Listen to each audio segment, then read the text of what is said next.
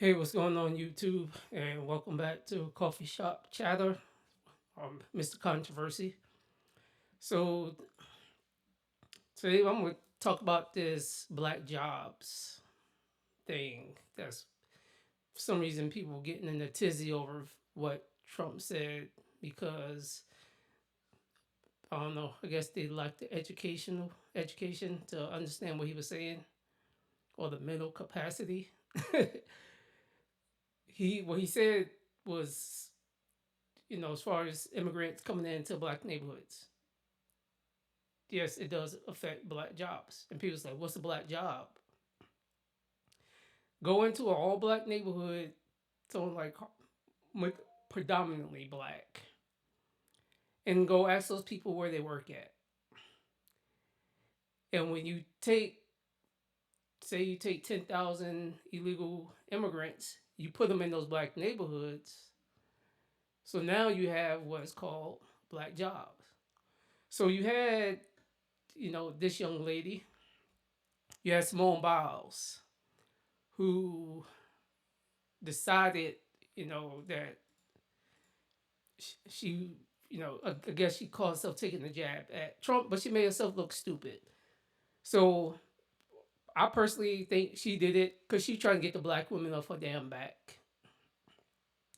And those who was going after her because she dropped out of the Olympics in 2020, due to her, her mental health reasons. She had her reasons.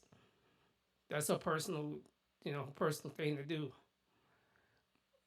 But she dropped out. Then you have black women coming after her about her hair.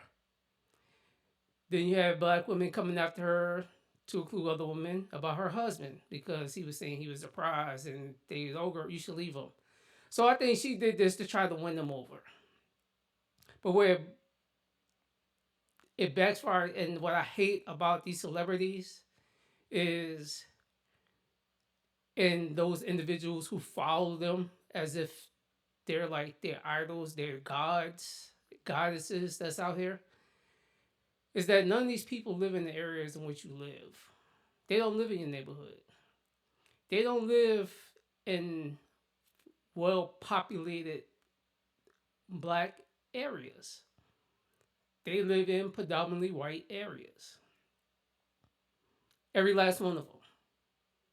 If you look where they live at, they don't live around people that look like us. My area, yes, we're predominantly black, but we're retired military folks. So we have a lot of black, we have a lot of Hispanics. Pretty much we have like a melting pot, but 90% of us are retired military. So people like her don't live in your areas, but y'all, this is who y'all listen to. Fucking people like her. And I don't think she probably ever had what you consider a black job because of who she was raised by. So that took her out of having to deal with that. She was put into doing, gymnastics. So people feel it doesn't have an impact on black people. When you talk about black jobs, like I say, if you're making 30, 40 something $1,000 a year, you live in a well populated black area, you have a black job, which means when those individuals come into your area, they take your jobs. But you want to listen to, well, I say, I don't know, maybe you have Miss Donna Jackson. She is going to explain to what she sees. I was in Memphis, Tennessee for the last 3 weeks. Federal Express was laying off natural born citizens to hire illegal immigrants. They were laying them off, not only them, but it was another large company that you would know, laying off legal citizens to replace them with illegal immigrants.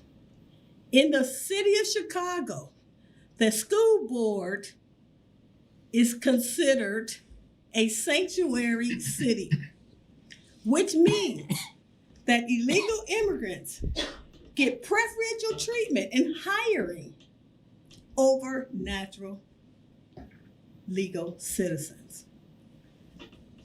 They automatically get 2 board seats without running on the school board over natural citizens.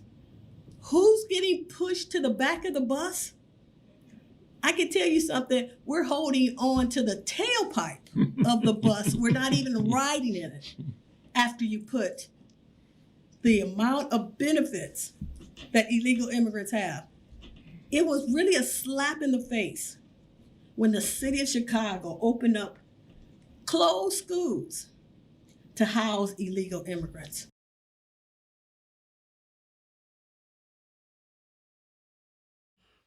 So there you have that. So now you have, she explained what happened. There's been other states that this been going on because they can pay a lower wage. And to be honest, I'm a capitalist, and you can say what you want to say. If I own a company, say I own a warehouse, I employ 10,000 people. I have to, and I'm paying, paying them around 15. I'm not sure what people at the warehouse make, but I'm gonna say, just say I was paying their, I was being nice, just being gracious out of my heart. I was paying everybody 20, $25 an hour. I'm gonna just say I was paying everybody $25 an hour. But then, I employed 10,000 people, paying them $25 an hour. Just say that's starting. Then all of a sudden we had an influx of illegal immigrants come in that now I'm able to hire. And say they shipped in 10,000 illegal immigrants. I am not going to sit here and lie to you. I will lay half of your asses off.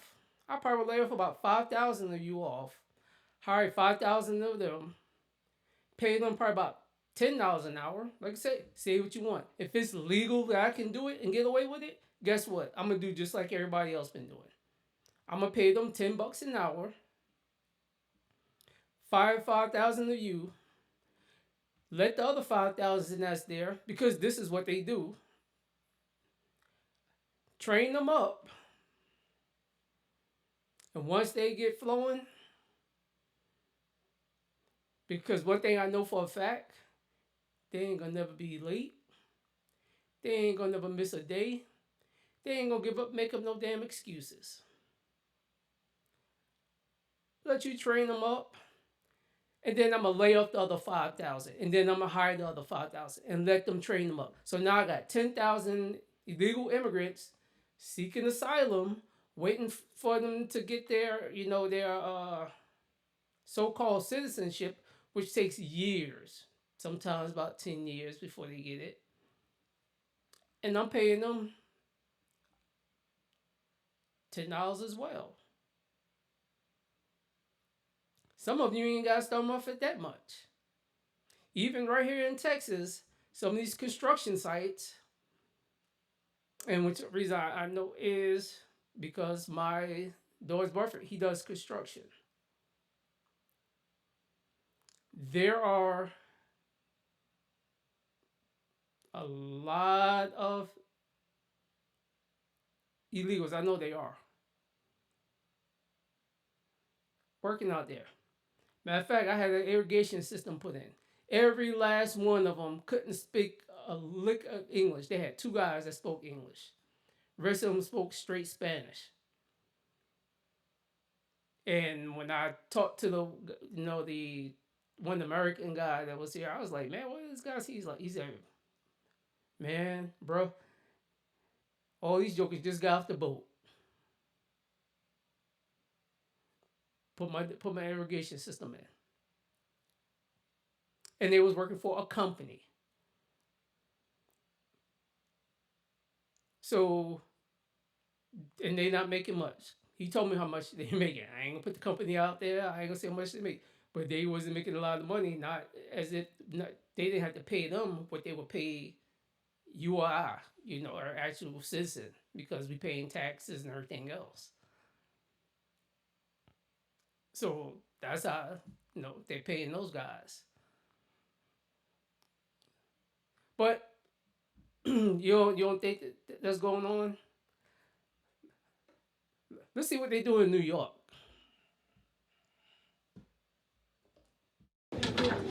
On today's menu in this New York City kitchen, a chance at a better life. Head chef Candy is teaching her students the art of slicing and mincing. But this isn't just any cooking class. Each student here comes from another country, newly arrived and seeking asylum as one of millions of migrants who've crossed the border in search of the American dream. Tuvimos que salir porque no teníamos otra opción. Era salir de Venezuela o era morirnos allá. 38-year-old Escarly fled Venezuela with her daughters, where she says the government seized the restaurant she owned. El gobierno nos quitó todo, nos quitó los sueños y decidí viajar para acá a buscar mejor oportunidad de vida. Her classmate, 41-year-old Maria, fled Ecuador after her husband passed away, making the treacherous journey to the U.S. with her mother and children. Teníamos muchos problemas a raíz de que mi esposo falleció. Usted entiende todo lo que está pasando en el país de Ecuador. No está segura la vida de nadie. Both women now enrolled in English language courses and kitchen training at New York City's Manny Cantor Community Center through a program provided by the nonprofit Hot Bread Kitchen. We use the food industry as a catalyst for economic mobility. The Culinary Career Pathways for New Yorkers program accepts migrants with temporary protected status or work authorization permits, giving them the skills for a stable future. What are you hearing about why they want to take part in this? The migrants and asylum seekers that we are working with want to be independent. They want to have agency. They want to work. And there are jobs to be filled. The challenge for us now is there's so many jobs open that it actually has potential to cripple our economy if we don't find more people to take these jobs. It is that dire. The New York State Department of Labor has identified more than 45,000 jobs open to migrants and asylum seekers as part of a statewide initiative led by Governor Kathy Hochul. 20% of businesses who say they're willing to hire the new arrivals are in the food and hospitality industry. The Hot Bread Kitchen Culinary Program, now training its second cohort, only growing in popularity. We've had 800 applications to date for somewhere between 60 and 75 spots. Maria and Escarly thrilled to be enrolled. La niña más pequeña de 10 años me dice que ella se siente feliz por tener una chef como mamá. And anxious to prove themselves. Para poder demostrar que no vinimos a hacer carga, sino a aportar con lo mucho o lo poco que nosotros podamos aportar acá a este país. After 6 weeks of training in an industrial kitchen like this, members will graduate and go on to work in restaurants and even bakeries all around New York City. Holson Patisserie, a Brooklyn-based bakery, hired program graduates Carlos and Brianna, working to fulfill their dreams. No conseguía empleo, realmente se me dificultaba mucho y después del programa pues realmente solo salí y a la siguiente semana ya comencé a trabajar. Each graduate learning the recipe for a successful future. Quiero seguir escalando hasta llegar muy alto. Valerie Castro, NBC News. Thanks for watching. Stay updated about. So, there you have it. Now, I want to know how many people in New York know about that program. That's what I want to know. No, I'm from New York. I've never heard of it. Great, I haven't been there in a minute. But I want to know how many people know about that program. Because I'm pretty sure there's a lot of people that's unemployed that probably can do that 6 weeks. Then do like them, go get a job. But the thing about it is, they're illegal immigrants, so you don't have to pay them minimum wage. I guarantee that's what a lot of them businesses do. They do not. I've had jobs Even matter of fact, when I was in college in South Carolina, I was working for a company, and they they was laying off black folks. Fuck laying off. They was firing black folks, and they was them positions was getting filled with Mexicans illegally because they had trailers out in the woods where they was living. They was stashing there. That's where they lived.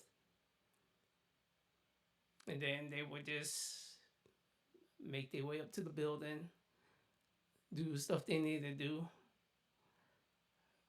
But yeah, it goes on. This is nothing new.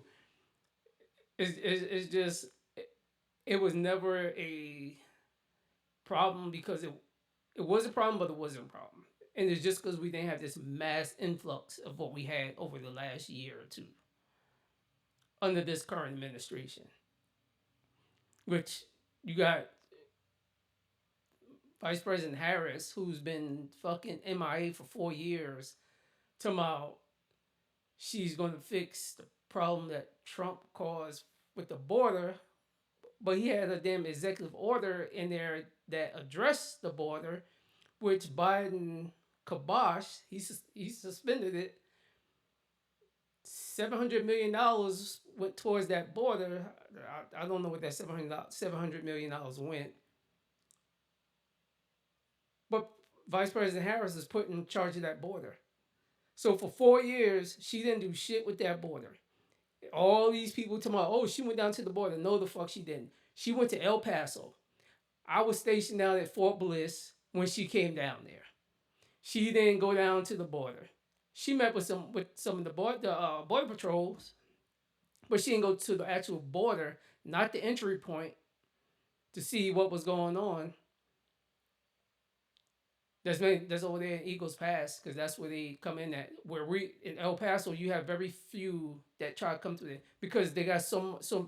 There's a lot of border patrol out there that drives like you literally see them driving. They actually have a station to where you, if I'm leaving El Paso and I'm coming back up towards here where I live at, where my house is, I have to stop. They actually have a checkpoint. They check.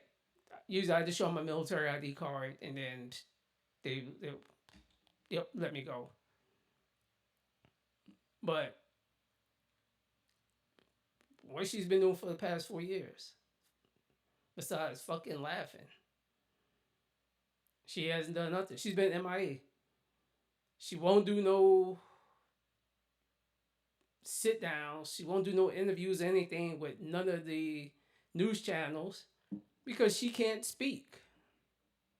And it's a fact. It proved last night when she was trying to, I don't know what that damn little word salad shit she had going on with the exchange of the hostages that we got back. I don't know what that was, but that woman cannot speak. She is not intelligent. When people say she made her way up through how she got there the way she did, I believe it. And it's just because of she was having an affair with a 63-year-old man who was in politics. Somehow she initially failed her first bar exam. And normally when you fail that bar exam, I've yet to see, let's put it down in the chat if you can. But while I'm here, just go ahead and hit that subscribe button. But go ahead and put it in the chat down in the comments and let me know one district attorney or one AG that's gotten that position that has failed the bar exam. Name me one. Name one that has failed the bar exam, their first shot at the bar exam, failed it, and then still make it to one of those two positions. I got all the time in the world. Just let me know. But that's all I got. Like, comment, subscribe.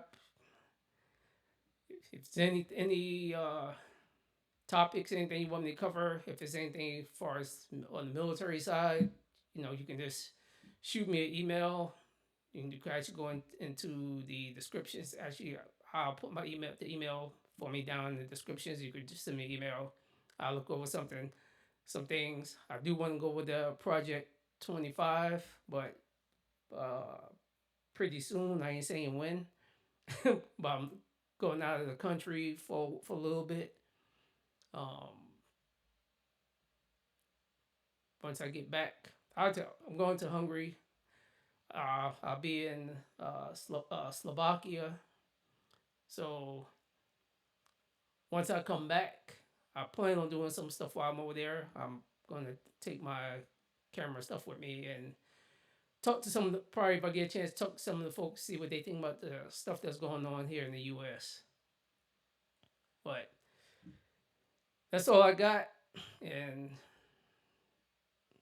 for you black folks, or you identify yourself as, that's all I gotta say. What?